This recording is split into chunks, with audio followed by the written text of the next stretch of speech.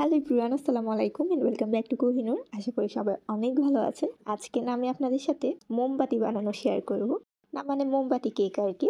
তো রিসেন্টলি এটা বাংলাদেশে খুবই ট্রেন্ডি একটা কেক। কিন্তু বাংলাদেশে ট্রেন্ডি হওয়ার আগে এটা পিন্টারেস্টে ট্রেন্ডি ছিল। আর আমার পিন্টারেস্ট ফিডে এটা অনেক দিন ধরে আসছিল। তো আমি সেভ করে রেখেছিলাম, কখনো সুযোগ হলে এই কেকটা আমি রিক্রিয়েট করব। মানে আমার উইশ লিস্টের একটা কেক ছিল। এর মধ্যেই দেখি এটা বাংলাদেশে অনেক বেশি ভাইরাল হয়েছে। তো যাই হোক, আমার একটা অর্ডারের কেক ছিল এটি। আর এটি ছিল একটা 1 পাউন্ডের চকলেট ক্যারামেল ফ্লেভার কেক। তো ফার্স্টে আমি আপনাদেরকে কেকের লেয়ারিং প্রসেসটা দেখিয়ে নিচ্ছি। এখানে ছিল একটা চকলেট স্পঞ্জ বেস, দেন সুগার সিরাপ দেওয়ার পর আমি এখানে দিয়ে দিলাম চকলেট গানাশের একটা লেয়ার। তারপর দিয়ে দিলাম আমাদের যে স্পেশাল ক্রিমটা আমি রেডি করেছিলাম ওইটা। দেন আমি দিয়ে দিলাম ক্যারামেল সস অ্যান্ড প্রালাইন। তারপর আমি এভাবে করে প্রতিটা লেয়ার করে নেব কেকটা।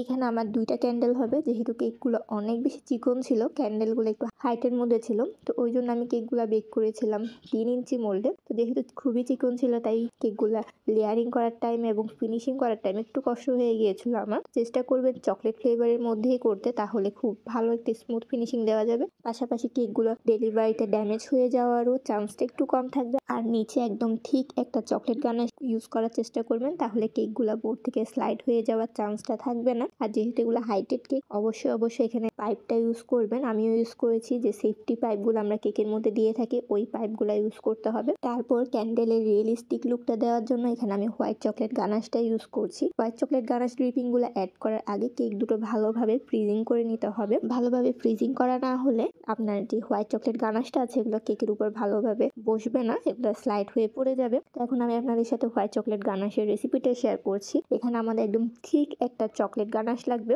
ওই জন্য আমি 3 part white chocolate and 1 part cream নিয়েছি। মানে 30 গ্রাম যদি আমি চকলেট ইউজ করি তাহলে 10 গ্রাম পরিমাণ আমরা হুইপিং ক্রিম ইউজ করব, তাহলে একদম পারফেক্ট ঠিক একটা গানাশ আমরা পেয়ে যাব। আর গানাশের যে প্রসিডিওরটা আছে, একবার গানাশের একটা লেয়ার দিয়ে ফ্রিজিং করব, দেন সেকেন্ড লেয়ারটা দিব, ফ্রিজিং করব, দেন আমি ফাইনাল লেয়ারটা দিয়ে আমার ক্যান্ডেলের অ্যাকচুয়াল লুকটা আনবো। কারণ ক্যান্ডেলের অ্যাকচুয়াল যে রিয়েলিস্টিক লুকটা আছে ওইটা এভাবেই আনতে হবে। একবারে কখনো গানাশটা অ্যাড করে আপনারা ক্যান্ডেলের রিয়েলিস্টিক লুকটা আনতে পারবেন না।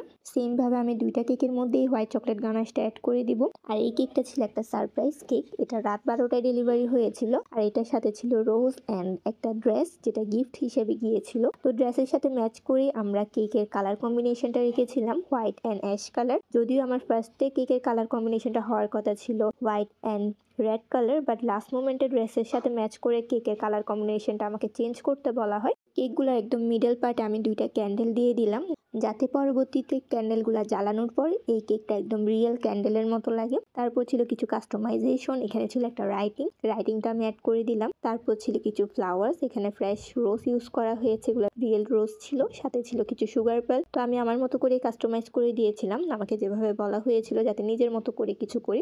এই ছিল আমাদের ক্যান্ডেল থিম কেকটার ফাইনাল লুক। কেকটা দেখতে খুবই সুন্দর লাগছিল। তো আমার ফার্স্ট ক্যান্ডেল থিম কেক হিসেবে এই কেকটা কেমন হয়েছে অবশ্যই জানাবেন। আজকের মতো এতটুকুই। আসসালামু আলাইকুম এভরিওয়ান।